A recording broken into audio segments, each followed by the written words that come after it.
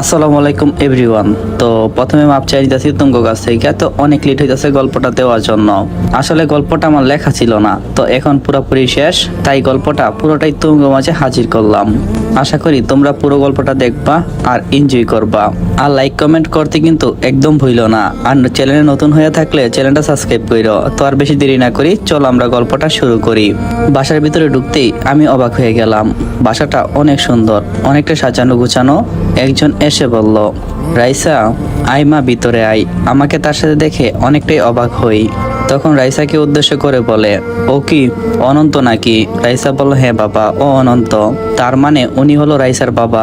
রাইসার বাবা বলল, আসো বাবা, ভিতরে আসো। আমি ভিতরে গেলাম। আমাকে একটা রুম দেখিয়ে দিল। রুমটাও অনেক সুন্দর করে সাজানো।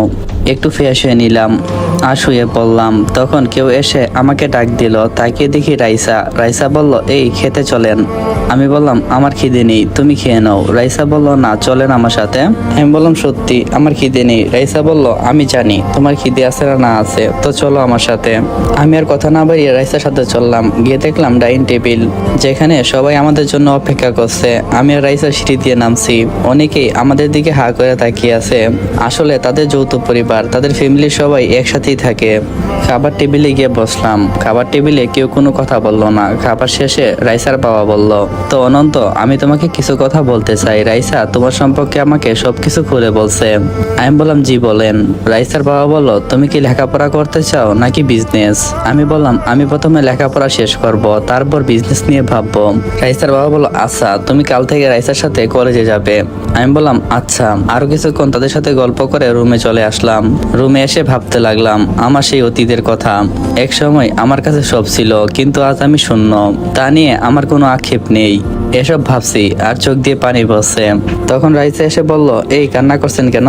আমি বললাম, এমনি। রাইসা বলল, আমি জানি আপনি কেন কান্না করছেন, প্লিজ কান্না করবেন না, সবকিছু ঠিক হয়ে যাবে, আল্লাহর প্রতি ভরসা রাখেন। আমি বললাম, হ্যাঁ। আচ্ছা চলেন, সন্ধ্যা হয়ে গেছে, বাসার বাহিরটা ঘুরে দেখবেন, চলেন আমার সাথে। আমি বললাম, আমি বেশি দূর যাব না, কোনো কিছুই ভালো লাগছে না। রাইসা বলল, আমার সাথে চলেন, অনেক ভালো লাগবে। আমি বললাম, আচ্ছা। তারপরে বাসার চারপাশটা ঘুরে দেখলাম, অনেকটাই সুন্দর। তার সাথে ফুল গাছগুলোর কোনো জবাব নেই। মনে হচ্ছে রাইসা নিজে যত্ন নেই ফুল গাছের। আমি বললাম, এগুলো কে দেখাশোনা করে? রাইসা বলল, আর কে? আমি। হ্যাঁ, আমি যা ভাবছিলাম তাই হইছে। তার মানে রাইসা এগুলোর দেখাশোনা করে। কিছুক্ষণ ঘোরাফেরা করে বাসায় চলে আসলাম। রাতের বেলা খেয়ে ঘুমিয়ে পড়লাম। সকালে ঘুম থেকে উঠলাম রাইসার আব্বুর ডাকে, অনন্ত চলো, তোমাকে আজকে কলেজে ভর্তি করে দিয়ে আসবো। আমি আর রাইসার আব্বু কলেজের উদ্দেশ্যে বের হলাম। কলেজটা অনেকটাই সুন্দর। রাইসার আব্বু আমাকে রেখে প্রিন্সিপালের সাথে কথা বলতে গেল। তারপর আমাকে ডাকলো, আমিও গেলাম। আর আমার সাথে করে সেই সার্টিফিকেটগুলো যেগুলো আমি বাসা থেকে নিয়ে আসছি, সেগুলো প্রিন্সিপালকে দিলাম। প্রিন্সিপাল প্রথমত সার্টিফিকেটগুলো দেখে অনেকটাই অবাক হয়েছে।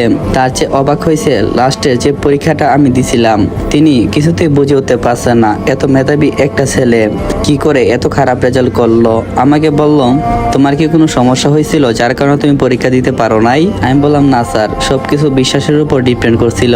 আমি আপনাকে কোনো কিছু বলতে পারবো না, প্লিজ আমাকে জোর করবেন না। স্যার বলল, আচ্ছা ঠিক আছে, সমস্যা নেই, তুমি কাল থেকে কলেজে আসবে। আমি বললাম, আচ্ছা। এই বলে রাইসার আব্বুর সাথে বাসায় চলে আসলাম। রাইসা আসলো না, ও ক্লাস করছে। তারপর থেকে প্রতিদিন রাইসার সাথে কলেজে যাওয়া আমার শুরু হয়েছে। দেখতে দেখতে দিনগুলো কেটে গেল কত তাড়াতাড়ি। কালকে রেজাল্ট বের হবে। আলহামদুলিল্লাহ, আমি জিপিএ পেয়েছি। আর কলেজ থেকে আমাকে একটা উপবৃত্তি দেওয়া হয়েছে, যেখানে আমাকে বাইরের দেশে গিয়ে লেখাপড়া করার সুযোগ দেওয়া হয়েছে। রাইসা আর রাইসার আব্বু অনেকটাই খুশি হয়েছে। তারা আমাকে যথেষ্ট পরিমাণ হেল্প করছিল।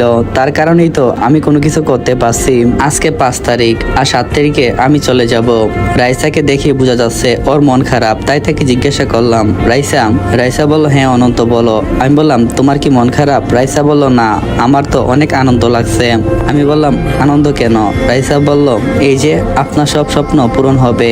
আমি বললাম, তোমার কারণেই তো সব স্বপ্নগুলো আজকে পূরণ হতে যাচ্ছে। যদি আমার বিপদের সময় তুমি আমার পাশে না থাকতে, তাহলে হয়তো আমার জীবনে এরকম একটা ভালো দিন কখনো আসতো না।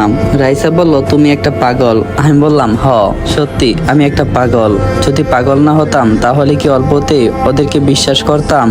আর হ্যাঁ, আপনাদেরকে তো একটা কথা বলা হয়নি। রাইসা রাইসা এখন আমার সম্পর্কে সবকিছুই জানে। দেখতে দেখতে 7 তারিখ চলে আসলো, আজকে চলে যাব। তাই রাইসার অনেকটাই মন খারাপ। আমি চলে যাচ্ছি, ফিরবো সফল হয়ে। আলহামদুলিল্লাহ, দিনগুলো অনেকটাই ভালো কাটলো সেখানে। আজকে বাসায় আসবো, কিন্তু কাউকে বলিনি, সারপ্রাইজ দেব। রাইসা অনেকবার জিজ্ঞাসা করছিল, কিন্তু আমি তাকে কোনো উত্তর দিইনি, কারণ রাইসা জানে আমি এই মাসের মধ্যে আসবো, কিন্তু কোন দিন আসবো সে জানে না। আমি ভাবলাম তাকে সারপ্রাইজ দেব, যেই বাবা সেই কাজ। আমি সবকিছু গুছিয়ে বাসার উদ্দেশ্যে রওনা দেব। তখন রাইসা ফোন করলো আর বলল, আপনি কখন আসবেন? আমি বললাম এখনো সময় হয়নি, আরো 1 সপ্তাহের মতো সময় লাগবে। রাইসা বলল আচ্ছা, আর হ্যাঁ, রেজাল্ট যে ভালো হয়েছে তার জন্য ওইখান থেকে মিষ্টি নিয়ে আসবেন। আমি বললাম মিষ্টি না, আমি তোমার জন্য চকলেট কিনে রাখছি। রাইসা বলল, আমার কিন্তু চকলেট খেতে অনেক ভালো লাগে। আমি বললাম তাই তো, তোমার জন্য 1 ব্যাগ চকলেট কিনছি। চকলেটের পিকগুলো তুলে ওকে পাঠিয়ে দিলাম। ও অনেকটাই খুশি যে আমি দেশে আসছি, কিন্তু কবে আসবো সেটা বলিনি। বাংলাদেশের মাটিতে পা রাখলাম, ট্যাক্সি করে রওনা দিলাম রাইসাদের বাসার উদ্দেশ্যে। বাসার সামনে দাঁড়িয়ে আছি, দারোয়ান আমাকে দেখে চিনে ফেললো, তাই বাসার ভিতরে ঢুকতে কোনো সমস্যা হয়নি। বাসাটা অনেক সুন্দর করে সাজানো, মনে হচ্ছে আজকে কোনো একটা কিছু আছে। বাসার সামনে যেতে রাইসা এসে দরজা খুলে দিল, কিন্তু আমি তাকে চিনতে পারিনি। এই 2 বছরে ও অনেকটাই চেঞ্জ হয়ে গেছে। রাইসা বলল, এই মিস্টার কেমন আছেন? আমি বললাম আপনি কে, আর এই বাসায় কি করছেন? ও বলল, আমি হলাম রাইসার মামাতো বোন।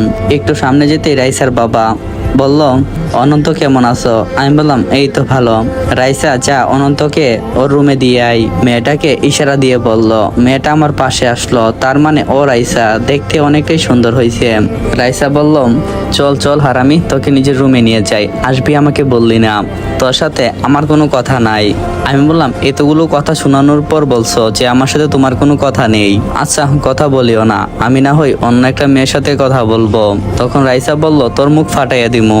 আমি বললাম, কেন? তুমি না বললা তোমার সাথে যেন কথা না বলি। রাইসা বলল, তার মানে তুই অন্য কোনো মেয়ের সাথে কথা বলবি? আমি বললাম, দূর পাগলি, মজা করলাম। ওর মাথায় একটা টোকা দিয়ে বললাম। রুমে এসে ফ্রেশ হয়ে শুয়ে পড়লাম। কলেজ থেকে একটা অপশন দেওয়া হয়েছে যে আমি আর্মিতে যাব নাকি টিচার। আমি টিচার বলে দিলাম, আর কালকে আমি আমার নিজ গ্রামে যাচ্ছি। রাইসাকে আমার ব্যাপারে সবকিছু খুলে বলছি। রাতে খাবার খেয়ে শুয়ে পড়লাম। সকালে ঘুম থেকে উঠলাম। রাইসা আর আমি বাসা থেকে বের হয়ে গেলাম, আর আকাশের নাম্বারে একটা কল করলাম। আকাশ কল রিসিভ করে বলল, কে বলছেন? আমি বললাম, ওই হারামি, ভুলে গেলি? আকাশ বলল, অনন্ত, কই ছিলি এতদিন? আমি বললাম, এই তো ভাই। আচ্ছা, তাড়াতাড়ি কলেজের সামনে চলে আই। রাইসা আর আমি কলেজের সামনে দাঁড়িয়ে আছি। তখন আকাশ আসলো। আকাশ আসতেই আকাশকে বলে রাইসাকে ওর বাসায় পাঠিয়ে দিলাম। আকাশ বলল, তো বল কেমন আছোস? আমি বললাম, হ্যাঁ ভালো আছি, তুই কেমন আছোস? আকাশ বলল, এতদিন পর, কোথা থেকে? আর তোর গেট আপ সেটআপ তো একদম চেঞ্জ, পুরা নায়ক নায়ক। আমি বললাম, সবকিছু উপরওয়ালার ইচ্ছাতেই হয়েছে। তো এবার বল, তোর দিনকাল কেমন কাটছে? আকাশ বলল, হ্যাঁ ভালোই। আমি বললাম, তাহলে প্রিন্সিপাল স্যারের রুমটা কোনটা? আকাশ বলল, এই তো আগেরটাই আছে। আমি আকাশের সাথে প্রিন্সিপাল স্যারের রুমে গেলাম। আমি হাত থেকে সার্টিফিকেটটা দিয়ে স্যারকে বললাম, তো স্যার কেমন আছেন? স্যার বলল, হ্যাঁ ভালো আছি। আমার বিশ্বাস হচ্ছে না তুমি সেই অনন্ত যে এতটা খারাপ রেজাল্ট করছিল, আজকে সেই কলেজের টিচার। আবার এই সে টিচার না, সবার চেয়ে উপরে তোমার স্থান। আমি একটু মুচকি হেসে দিয়ে বললাম, আচ্ছা স্যার, এবার বলেন আমার কোন ক্লাসটা? স্যার আমাকে ক্লাস দেখিয়ে দিল। আমি আর আকাশ ক্লাসে ঢুকলাম। আকাশ গিয়ে ওর সিটে বসে পড়ল। তখন একটা মেয়ে বলল, এই যে মিস্টার সরেন, আমি আমার সিটে গিয়ে বসবো। আমি মেয়েটাকে সাইড দিলাম। তখন তাকিয়ে দেখি এ তো ঈশা। তাকে আমার পরিচয় দেওয়া যাবে না। আমি তাকে বললাম, জি নিজের সিটে গিয়ে বসেন। আর সবাইকে উদ্দেশ্য করে বললাম, হাই এভরিওয়ান, কেমন আছো? সবাই বলল, হ্যাঁ ভালো আছি স্যার, আপনি কেমন আছেন? ঈশা আমাকে দেখে অনেকটাই সংকোচ বোধ করলো, অনেকটাই চেনা চেনা লাগছে, কিন্তু বলতে পারছে না, কারণ আমি ওর কলেজের টিচার। কোনো মতে ক্লাসটা শেষ করলাম। বাহিরে আসতেই আকাশ আমাকে জড়িয়ে ধরলো আর বলল, মামা আজকে কি দিলি? পুরাই তো আগুন। আমি বললাম, হারামজাদা চুপ কর, আমি তোর স্যার। তুই আমার বন্ধু, স্যার তো পরের বিষয়। দুইজনে বসে আছি। তখন তানিশা আপু আমাদের সামনে আসলো আর বলল, কিরে অনন্ত, কেমন আছিস? আমি বললাম, আপু তুমি আমাকে চিনতে পারছো? তখন আপু আমার মাথায় একটা ধাক্কা দিয়ে বলল, বোন কি কখনো ভাইকে বলতে পারে? আমি বললাম আপু তোমাদের দোয়াতেই সবকিছু হয়েছে, আমার জন্য দোয়া করবে। তখন তানিশা আপু আমাকে যা বললো তা শুনে আমি আসমান থেকে বললাম, ঈশা সম্পর্কে আমাকে অনেক কিছু বলছে, ও নাকি অনেক পাগলামো করছে, সুইসাইড করতে চাইছিল আমার জন্য, আমাকে না পেয়ে আমাদের বাসায় গিয়েছিল, বাসায় গিয়ে আমাকে খুঁজে না পেয়ে বিষ খেয়ে আত্মহত্যা করতে চেয়েছিল আর নিজেকে অনেকটাই দোষী মনে করছিল। কিন্তু আমাকে তো গললে হবে না, ওকে উচিত শিক্ষাটা আমাকে দিতেই হবে। আকাশ বলল দোষ এসব বাদ দে, ওই মেয়েটা তোকে সত্যি সত্যি ভালোবাসে। আমি বললাম দোষ কয়দিন পর আমার বিয়ে রাইসার সাথে। আকাশ বলল রাইসার সাথে? আমি বললাম আকাশ বলল তা কখনো সম্ভব না, কারণ ঈশা যে জিদি কখনো মানবে না যে তুই অন্য কারো হয়ে যাবি, ও তোদের কোনো একটা ক্ষতি করবেই। কলেজ গেট থেকে বের হব তখনই দেখি ঈশা, তার সাথে দাঁড়িয়ে আছে অনেক লোকজন এবং তারা ঈশাকে ডিস্টার্ব করছে। ঈশা তাদেরকে বকাচকা করছে, কিন্তু কেউ একজন এসে ঈশাকে থাপ্পড় মারলো, ঈশা নিচে পড়ে গেল। আমিও সামনে গেলাম আর ওই লোকটাকে উদ্দেশ্য করে বললাম, কে ওর গায়ে হাত দিছে, কার এত বড় কলজা, সাহস হইতো আমার সামনে আই, দেখমু কেডা বাপ আর কেডা পোলাম। বলতে না বলতে একটা আমার সামনে আসলো, হলিউড স্টাইলে সব করারে মারতে লাগলাম, কারো হাতে কারো পায়ে কারো আবার মাথা ফেটে গেছে, সব কয়টা দূরে পালিয়ে গেল। আমি একটু ক্লান্ত হয়ে ঈশার পাশে বসলাম আর বললাম ওরা কারা? ঈশা বলল তাদের সাথে নাকি তার আব্বুর ঝামেলা আছে, তাই তারা ঈশাকে নিয়ে যেতে আসছিল। ঈশা মানা করতেই তারা তাকে থাপ্পড় মারে। আমি বললাম আচ্ছা এই ব্যাপার। তখন ঈশা বলল ধন্যবাদ স্যার, আপনি আমাকে বাঁচাইছেন। আমি সেখান থেকে চলে আসলাম। বাসায় এসে দেখি রাইসা নেই। আকাশকে বললাম রাইসা কোথায় রে? আকাশ বলল আমি জানি না। তখন একটা চিঠি দেখতে পেলাম, সেখানে খুব সুন্দর করে লেখা, জানি আমি তোমাকে ভালোবেসে ফেলছি, তুমিও আমাকে ভালোবাসো, কিন্তু আমি চাই না আমাদের বিয়ে হোক, আর আমি একটা ছেলেকে ভালোবাসি। শুধু বাবার কথা রাখতে তোমার সাথে বিয়ের জন্য রাজি হয়েছিলাম, আজকে সে আসছে, আমি তার সাথে চলে যাচ্ছি। আমি মন খারাপ করে দাঁড়িয়ে আছি আর একটা সিগারেট বের করে টানছি। তখন আকাশ এসে বলল কিরে বলছিলাম না? আমি বললাম তার মানে? আকাশ বলল রাইসাকে জানিস? আমি বললাম কে? রাইসা হলো আমার মামাতো বোন, আমি তাকে সবকিছু খুলে বলছি তোর ব্যাপারে। আমি বললাম সে কি সত্যি অন্য কাউকে ভালোবাসে নাকি আমাকে আর ঈশাকে এক করার জন্য এই কাজটা করছে? আকাশ বলল দূর পাগল, ও তোকে আগে ভালোবাসতো কিন্তু এখন বাসে না, আর সে সবকিছু করছিল আমার কথাই। আমি বললাম তোর কথার আগামাতা আমি কিছুই বুঝতি না। আকাশ বলল রাইসা আমাকে ভালোবাসে, রাইসা বের হয়ে আসো। তখন রাইসা বের হয়ে আসলো আর লাজুক চোখে আমার দিকে তাকিয়ে আছে। তার মানে তোরা একজন প্ল্যান করে আমার সাথে এই কাজটা করছিস? রাইসা বলল হ্যাঁ, আসলে আকাশ আমাকে আগেই তোমার কথা বলছিল, কিন্তু তোমাকে কখনো চোখের দেখা হয়নি। যখন তোমার মোবাইলের স্ক্রিনে আকাশের ছবি আর সাথে তুমি দাঁড়িয়ে আছো সেটা দেখতে পেলাম, তারপর থেকেই তোমার সাথে একটু মিশতে সাহস হয়েছে। আর আকাশকে তোমার ব্যাপারে বলতেই ও বলছিল যে তোমাকে আমার বাড়িতে নিয়ে যাওয়ার জন্য, আর তোমাকে কখনো যেন একা না ছাড়ি, তোমার শূন্যতা যেন তোমাকে গ্রাস করতে না পারে, তোমার প্রতি খেয়াল রাখার জন্য আকাশ বলছিল। আমি বললাম বন্ধু তোর এই উপকার আমি কখনো ভুলবো না। রাইসা আর আকাশ দুইজনে সম্মতি দিল। আমি শুয়ে আছি, তখন আমার ফোনে একটা কল আসলো। কলটা রিসিভ করে দেখি তানিশা আপু, আর বলল এই হারামজাদা দরজা খোল। আমি বললাম রাত এখন 12টা বাজে। তানিশা আপু বলল তোকে যা বলছি তাই কর। আমি বললাম আচ্ছা। আমি দরজা খুলে দিতেই দেখলাম ঈশা আর তানিশা আপু সাথে আরেকজন লোক দাঁড়িয়ে আছে। আমি বললাম ঈশা? তখন ঈশা এসে আমাকে জড়িয়ে ধরে কাঁদতে লাগলো আর বলল আমার ভুল হয়ে গেছে, আমাকে ক্ষমা করে দাও। আমি তাকে আর ফিরাতে পারলাম না, সত্য হলে তো ওকে ভালোবাসি, কিন্তু সাথে লোকটাকে দেখে অনেকটাই অবাক হয়েছি। তখন তানিশা আপুকে বললাম উনি কে? তখন লোকটা বলল আমি হলাম ঈশার বাবা, আমি চাই তোমরা দুজনকে বিয়ে করো আর সুখে থাকো। আমি বললাম আমি তাকে সুখে রাখার জন্য যথেষ্ট পরিমাণ চেষ্টা করব ইনশাল্লাহ। কালকে সকালে তোমাদের বিয়ে। রাইসাকে একটা রুম দেখিয়ে দিয়ে রাইসা আর তানিশা আপু সেখানে শুয়ে পড়লো। আমি আর আমার শ্বশুর মশাই একসাথেই শুয়ে আছি। সকালে ঘুম থেকে উঠলাম, ঘুম থেকে উঠে তো আমি পুরো অবাক হয়ে গেলাম, বাসাটা অনেক সুন্দর করে সাজানো হচ্ছে। আকাশ বলল কিরে তোদের বিয়ে আর তোদের কোনো খোঁজ খবর নেই, তোরা পরে পরে ঘুমাচ্ছিস, যা কাম আমারই করা লাগে। আমি বললাম বন্ধু হ্যাঁ না, ইসিলিয়ে সব কুছ সেনা পারতা হ্যাঁ। আকাশ বলল হারামজাদা চুপ থাক। আকাশ সেখান থেকে চলে গেল। আমি একটু ফ্রেশ হয়ে নিলাম, তারপর আমাকে রেডি করানো হলো। আজকে আমাদের গায়ে হলুদ, কালকে বিয়ে। কিন্তু এখানে অনেকজন আসছে, সেখান থেকে একজনকে দেখে বুকের ভিতরে কলজাটা যেন খেপে উঠলো। সে আর কেউ না, আমার বড় ভাই আমার দিকে অবাক দৃষ্টিতে তাকিয়ে আছে আর আমাকে উদ্দেশ্য করে বলছে, আমার ভুল হয়ে গেছে, আমাকে ক্ষমা করে দে। তার চোখের দিকে তাকিয়ে সবকিছুই আমি বুঝে উঠতে পারছি। তখন আমার হাত ধরে বলল, চল ছোট, তোর সাথে কিছু কথা আছে। আমি তার সাথে গেলাম আর বললাম, আপনার সাথে আমি কথা বলতে চাই না। তখন তিনি বলল, আমি জানি তুই সবকিছু জানোস, মনোজ চাচা তোকে সবকিছু খুলে বলছে। আমি বললাম, তার জন্যই তো তোমরা আমাকে এত অবহেলা করতে, তাই না ভাইয়া?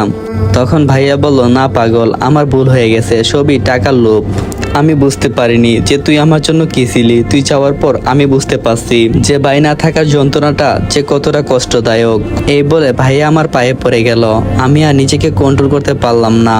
ভাইয়াকে উঠিয়ে বললাম, ভাই কখনো ভাইয়ের পা ধরে না। ভাইয়া বলল, আমাকে ক্ষমা করে দে ছোট। আমি বললাম, আচ্ছা ভাইয়া। তো আমি বললাম, আব্বু আম্মু কেমন আছে? ভাইয়া বলল, ভালো। আমি বললাম, ওনারা আসে নাই? তখন ভাইয়া হাতের ইশারায় তাদেরকে দেখালো। দেখলাম তারা দুইজনেই কান্না করছে, বুকের ভিতরে কলজাটা যেন কেঁপে উঠলো। সত্যি আমি বুঝতে পারছি তারাই হলো আমার আপনজন।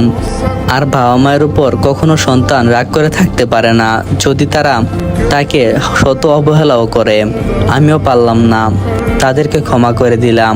দেখতে দেখতে বিয়েটা কমপ্লিট হলো। আজকে আমাদের বাসর রাত। দেখি ঈশা খুব সুন্দর করে বসে আছে। আমি তার পাশে গেলাম। আমি ওর পাশে যেতেই ও বলল, চলেন আগে 2 রাকাত নামাজ পড়ি। দুইজনে 2 রাকাত নামাজ আদায় করলাম। নামাজ আদায় করে আমি ঈশার কানে কানে বললাম, আচ্ছা একটা কথা শোনো না।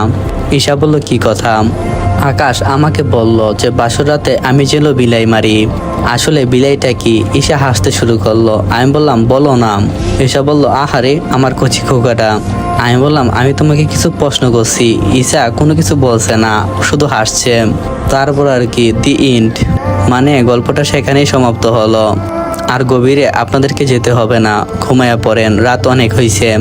আর হ্যাঁ, নেক্সট কি ধরনের গল্প আপনারা চান অবশ্যই কমেন্ট বক্সে কমেন্ট করবেন। জানি গল্পটা ভালো করে লিখতে পারিনি, আশা করি খুব তাড়াতাড়ি ভালো একটা গল্প আপনাদেরকে উপহার দেব। সো আপনারা বলেন কি ধরনের গল্প আপনারা চান, ভৌতিক নাকি রোমান্টিক নাকি কষ্টের? অবশ্যই কমেন্ট করে জানাবেন। আপনারা যা বলবেন তাই আমি করব ইনশাল্লাহ।